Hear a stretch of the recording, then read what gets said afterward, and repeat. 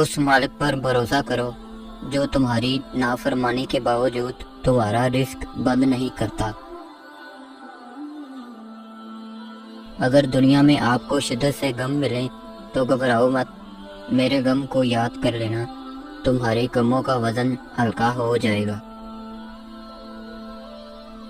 تمہاری عمر برابر گھٹتی جا رہی ہے، بس جو کچھ بھی تمہارے ہاتھ میں ہے اس سے کسی کی مدد کر جاؤ۔ ظالم لوگوں کے ساتھ رہنا بذات خود ایک جرم ہے۔ جب آپ کی زندگی میں کوئی ایسے راستے آئیں کہ ظالم تم کو نظر نہ اٹھانے دیں اور دین تم کو گردن نہ جھکانے دے، تو تیسرا راستہ گردن کٹانے کا راستہ ہے۔ مجھے جنت سے زیادہ عزیز نماز ہے، کیونکہ جنت میری رضا ہے اور نماز میرے رب کی رضا ہے۔ اگر دنیا میں انقلاب پیدا کرنا ہے تو تہذیب نفس کا آغاز خود سے کرو، دنیا خود بدل جائے گی۔ اپنی زندگی میں دو لوگوں کا بہت خیال کرو، ایک وہ جس نے تمہاری جیت کے لیے اپنا بہت کچھ ہار دیا، یعنی تمہارا باپ، ایک وہ جس نے تمہاری ہار کو بھی جیت کہا، یعنی تمہاری ماں۔ زندگی کا کوئی بھروسہ نہیں ہے، جس قدر ہو سکے دوسروں کے کام آؤ۔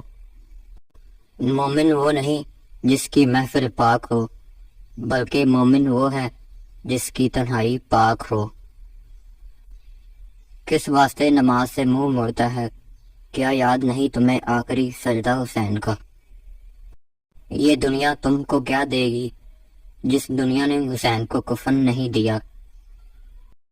عشق اگر اپنی مستی میں آ جائے تو سر نیزے پر اور قرآن لبوں پر آ جاتا ہے۔ جس انسان نے اپنے مسلمان بھائی کی دنیاوی مصیبت کو دور کیا، اللہ اس کی اخروی مصیبت کو دور کرتا ہے۔ عورت کا پردہ کرنا شہید کے خون سے بھی افضل ہے۔ جب تم جان لو کہ تم حق پر ہو تو پھر جان کی پرواہ کرو نہ مال کی۔ عقل صرف حق کی پیروی کرنے سے کامل ہوتی ہے۔ یہ جو آج ہر طرف اذان ہے، یہ علی کے لال کا احسان ہے۔ جو نیک لوگ ہیں وہ اپنے انجام سے خوف زدہ نہیں ہوتے۔